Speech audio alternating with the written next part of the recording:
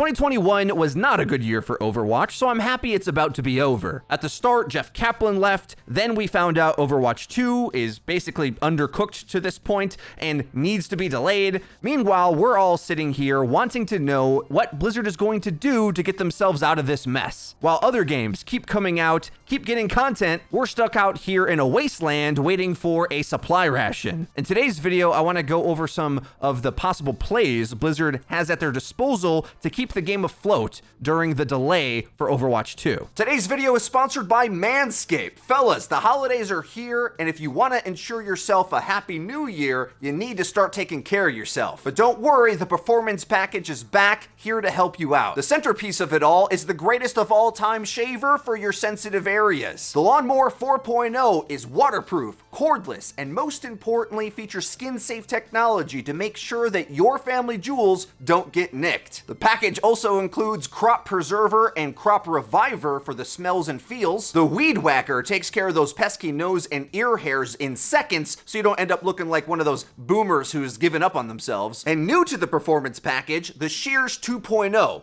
luxury 6-piece stainless steel nail kit. And before you get skeptical on me, trust me, your significant other definitely notices all your grooming. When they see you take care of your hands, it signals that you take care of the rest of you. Check out the new and improved Performance Package 4.0, and for a limited time, you'll get 2 free gifts. The Shed Travel Bag, I love this thing, and the Manscaped Anti-Chafing Boxer Briefs. Use our link in the description to head on over to manscaped.com/Overwatch and use code Overwatch at checkout to get 20% off your entire order and free shipping. I know many of you have already hopped on the Manscaped hype train, but remember, it's the holidays, so give the gift that keeps on giving. Hook up a buddy who needs to start taking care of himself today. First subject, wanted to shout out that I was on a podcast with Flat Samito and SVB, the Group Up podcast we have semi-regularly to discuss the state of the game and the community, and it might have just been our best show ever. I've noticed a lot of streamers talking about it, getting well-reviewed, and there's a lot of our frustration with the decisions of Blizzard and their lack of transparency. So that's kind of the long-form discussion version of this video. Here, I want to try to map out those ideas more carefully and try to reasonably go through what's likely to happen and what probably should happen. So first of all, I can tell you, because Flats said it on the show, that Blizzard reached out to him to consult on an experimental card. That's public knowledge. A lot of creators, including myself, were recently on a call to learn exactly what that is, but we're under NDA and can't talk about it yet. So no details yet, but I will say it was the first time I saw a group of Overwatch fans start smiling or look excited. Don't get your hopes up too high, but I will say this first step makes it clear to me that Blizzard is trying to make lemonade out of the lemons that they have. I hope there's much more to come after this, but I will say, knowing what it is, it's a good first step. So I'm being really evasive, I know. NDAs, I don't want Bobby Kotick to own my life. So no details until it comes out soon, TM.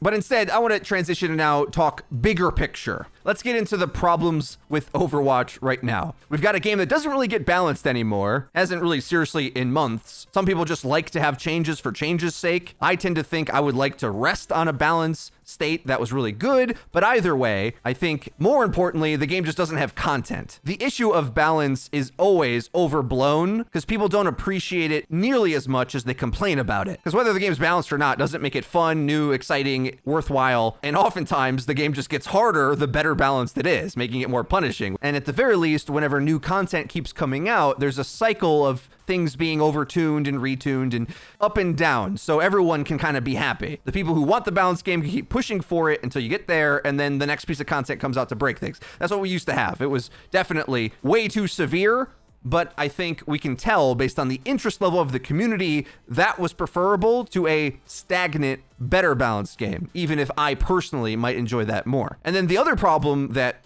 Overwatch players have is that we all know radical changes are coming around the corner. They've told us what they are. That kind of almost feels like we're going to lose the investment that we put into learning almost the entire cast, knowing that most of the cast is going to get reworked and we're going down to one less tank. All of the gameplay is going to be quite a bit different. And with that being public knowledge, it's my opinion that means Overwatch 2.0 has got to go into a soft launch. Remember, the pros will be playing on an early build of Overwatch 2 in April, likely before that to practice.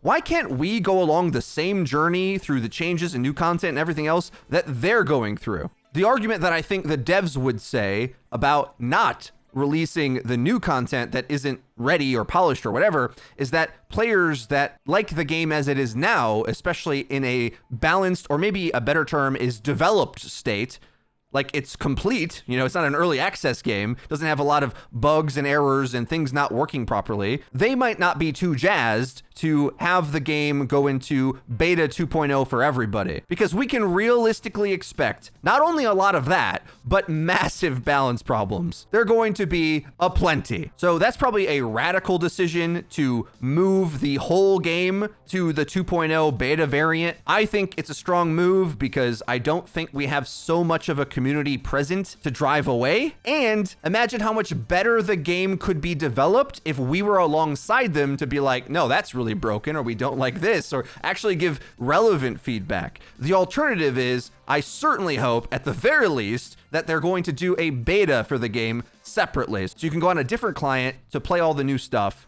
and give feedback. I expect at least that. I just think the game needs a bigger shot in the arm than that. At the very least, there should be a closed or maybe like drop-based beta for Overwatch 2. That seems to be like the safest option because it doesn't cause as much damage to the live game. And they want to promote the Overwatch League. So with YouTube developing the drops technology while you watch the Overwatch League, you're probably going to have a chance to get a drop to get into the beta for Overwatch 2. I'm going to say that's like too obvious of a play for them to not do. I'll be interested to hear your guys' comments on this. Are you a rip the band-aid off guy like I am, or would you rather them polish it up? Surrounding that conversation is the idea of the game ever going free to play and the conflicts within the company to make that happen. I've talked about this a lot, I know, but I have new points on this, especially thanks to the recent leaks about Jeff Kaplan that I think will add to some of our understanding of this. But let me take you through the whole timeline, okay? The old Blizzard development philosophy was that they want to take as long as they need, but make revolutionary products with polish. That is no longer really that viable in the multiplayer landscape in gaming. Overwatch did amazing things when it launched. Game of the Year, stellar reputation at the start. But now, with enough time, we can see the longevity of the other strategies and how, with issues cropping up, Blizzard struggled to keep up. Namely, just because I don't think it's a competitive strategy for the industry anymore. Okay, next point that I think is really crucial.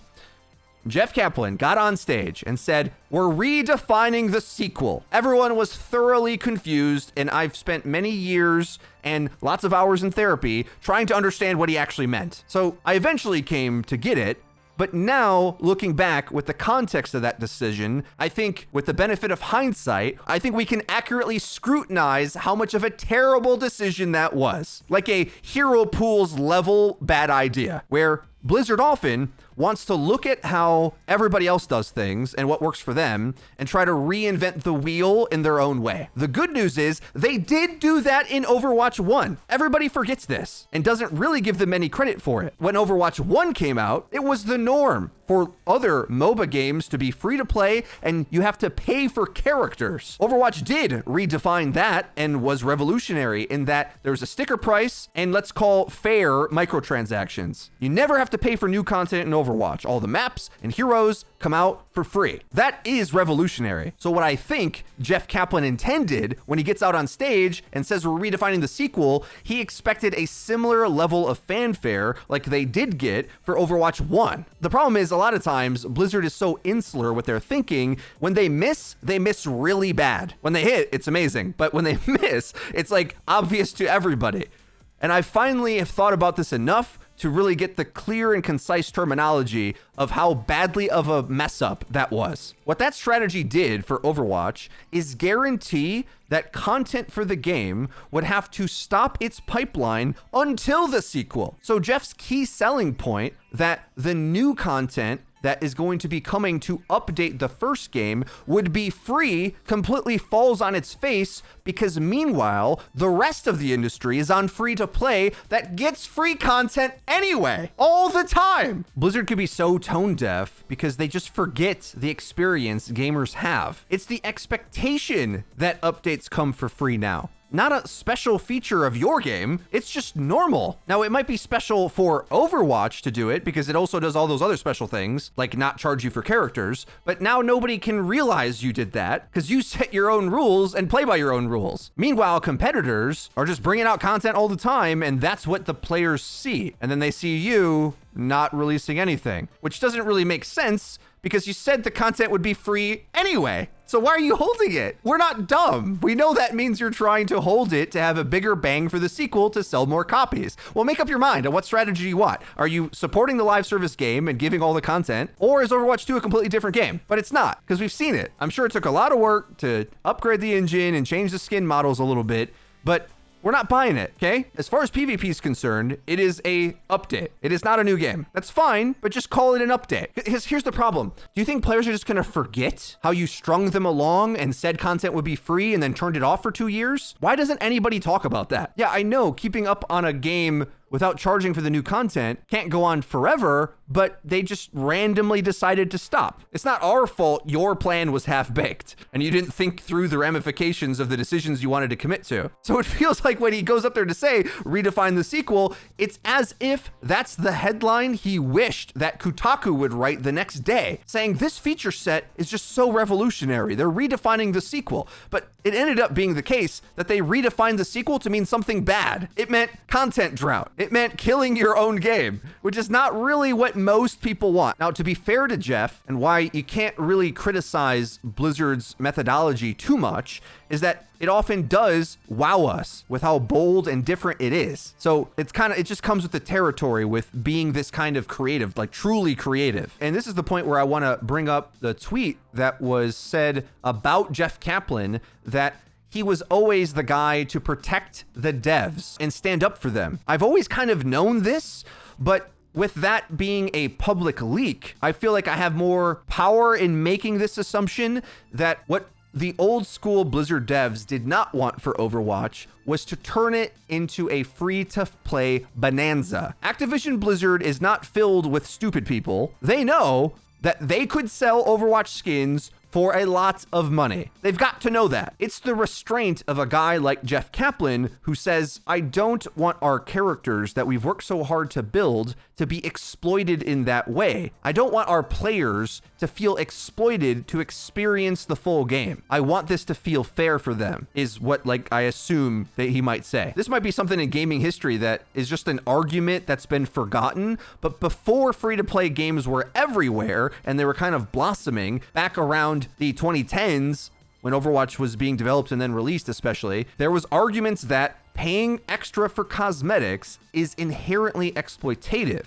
because a lot of players seek identity with their characters that they're playing. It's part of the immersion. So getting a different skin that expresses yourself in a different way, or maybe connects to the lore, makes you feel more in tune with what you're playing, that's part of the experience. And for some people, it's a big part. And I think we got to give the Blizzard devs some credit on this, where having developed on World of Warcraft prior to Overwatch, that seems to be a very distinct line in the sand that they drew to say, no, our characters are so compelling that we don't want to exploit the feelings of the passionate fan base in an unfair way. So we got loot boxes, but what we don't have is like the super hot Brig skin being $100, which is what it might be in other games. This goes with the territory, by the way. Like, it's really easy for all us content creators to be like, free to play is the way to go. It's the only way to get things done. But if Blizzard does decide to do this, they're going to have to tap into some of that industry greed. And it's going to feel like selling out to them, I think, after they put so much effort into making the Overwatch characters the absolute best in the industry. And I don't even think it's close. Right? The characters plus the skins in this game are the best. Other games maybe have like cool abilities on the characters, but they're kind of meh. Sometimes the skins are really fancy, but usually not like all of it in the same package. So I do want to say that it's admirable for the devs to not want to exploit their player base because they know that they're making the most interesting characters. That's why Overwatch was so successful from the start, because never have we really seen a game that seemed to have such a compelling cast of characters. There was a lot of positives about the game, but that was like the main thing that was just so clearly better than anything else that's out. Only problem is that being a selling point kind of loses its luster and staying power over the years when the management of the game has fallen short. So that's where I start to ask the question, how many evil microtransactions do we have to sacrifice at the altar in order to keep the game running? You can call me a dirty capitalist all you want, but I like to have content in the game. So I bias towards that. Okay, so we'll take a look at sort of the other side of the argument a little bit again now. I wonder what amount of Jeff leaving reduces the resistance to that free-to-play impulse. Because I know for a fact Bobby Kotick wants it. Why wouldn't he? This is hearsay, but I've heard through the grapevine that when Bobby Kotick first saw Overwatch, he said something to the effect of, great, when can I play it on a cell phone? And a lot of us, I think, are really sympathetic to the artists and devs who are very talented, passionate people that an industry tends to pick them up and shake them to try to get all the money to fall out. And it seems due to the lack of development progress on Overwatch 2, they may not have got enough devs or may have mismanaged it, or something is not going to plan, right? Are they under-resourced? Are they understaffed? What's wrong? We don't really know yet. And although there's a lot of evil on the Activision side, I tend to look over there and see how they handle Call of Duty and the benefits of that strategy. There's a lot of downsides too, but when you allow some of those more industrious impulses to take over, and you do get Call of Duty on a cell phone on a yearly release schedule with 3 different developers, it then makes it no surprise that its pro league, the Call of Duty League, looks to be better off than the Overwatch League. When it was originally expected that OWL would like soar past not just everything, but especially COD, which as an esport wasn't as big as Overwatch was looking to be at the time. But I think when you get in the consumer's mind in a lot of different ways, and you have a lot of different access points to the IP with lots of different games, you know, there's so many Call of Duty games, some you'll like, some you don't like, but COD being mobile as well, Warzone is free, like there's a lot of entry points to get into Call of Duty, which I think helps the top end of the game, whatever you think like the main game is, because it's got so many arms. I just don't see a reason why Overwatch can't have that, or at least the benefits of it. Like, let me ask you guys, is this an unreasonable statement? I think Overwatch is the most underutilized IP in the history of gaming, to this point anyway. The little amount of stuff we've gotten during its lifespan is minuscule compared to the potential we all think it has. I'll give you an example. I was watching on Netflix recently that Arcane show from Riot. I'm only a few episodes in, and it's pretty cliche and obviously like a team demographic focus, but it's a quality program from what I can tell. But it's a good time. I heard that is setting to set the stage of the background lore for the MMO they're developing. So meanwhile, while Blizzard's offices are burning down internally and they can't get the ducks in a row to make one game, Riot's over there on like half a dozen projects and making a TV show. Whatever happened to that Overwatch TV show that got leaked? You remember that Doomfist cinematic from years ago where Doomfist fought Winston and Tracer? Why hasn't that already become an anime? What the heck is going on over there, Bobby? And I'm not sure who to blame. Is it the mismanagement? Is it the misconduct? Is it the leadership? Is it the desire? Is it, I don't know. What is it? I have no idea. Are they just waiting? Is it just everything is waiting for Overwatch 2 before they put any effort into these things? Meanwhile, they're just getting left in the dust. Like what? I just don't understand what the company thinks that players are going to do. You think I can just play this game forever? And that's the thing with business management, that it's tough. It's tough to explain to a lot of people because it's a bit of a double-edged sword. Like you have to be able to bring in the revenue to expand the pie, to do more things. A lot of them loss leaders, as in we get more stuff that doesn't necessarily make money, but strengthens the IP for us to enjoy more stuff, because something else might be a bit exploitative in how much money it earns. Whether you're a fan of that or not, that's a reality of how the world works in gaming. Without that strategy, I just don't know how Overwatch can compete, not just to convert new fans, but to retain the fans it has. which is why it just slowly keeps seeming to go down and down and down. Okay, enough doom and gloom. I've kind of like gone back and forth on the pros and cons of free to play and how reasonable it is, hopefully in a refreshing way than I've done it in the past. I do think Jeff had good intentions when he said he wanted to redefine the sequel. It was a bold move, just like when Overwatch 1 came out, it was a bold move to say you would get all the content. I mean, just imagine having to pay. Think of the worst meta you hated when a new character came out. It feels even more sour if you are expected to have to kick in money to get that character or have to play a lot just to unlock them. Or if your favorite legendary skin has an exorbitant price tag attached to it. All right, guys, that's me looking on the ins and outs of what Blizzard could do. I think the good news is, based on the thing Flats is working on, it shows to me that they at least know they have to do more than they've done before. To what extent they know that, or how far they're willing to go, or how much they're going to transform their previous philosophies and setups of their IP is yet to be determined. I think it's going to be really clear early next year, or at least by April, right? It's going to be really indicative if they say only the pros play the early build, get wrecked, or if they get with the times in one way or more. By the way, can we talk about how the Overwatch League will never get sponsors ever again? With all the scandals Blizzard just keeps getting into every time they turn around, like they're going to have an early build of Overwatch 2 and no funding for the broadcast. That's not going to be good. That's a future headline for you. I'll catch you on that next year. All right, guys, that's everything for today's video. Be sure to like it and hit subscribe and click the bell icon to get notified when our future doomsday content about Overwatch keeps coming out. There'll be good news soon. Be sure to be on the lookout for that.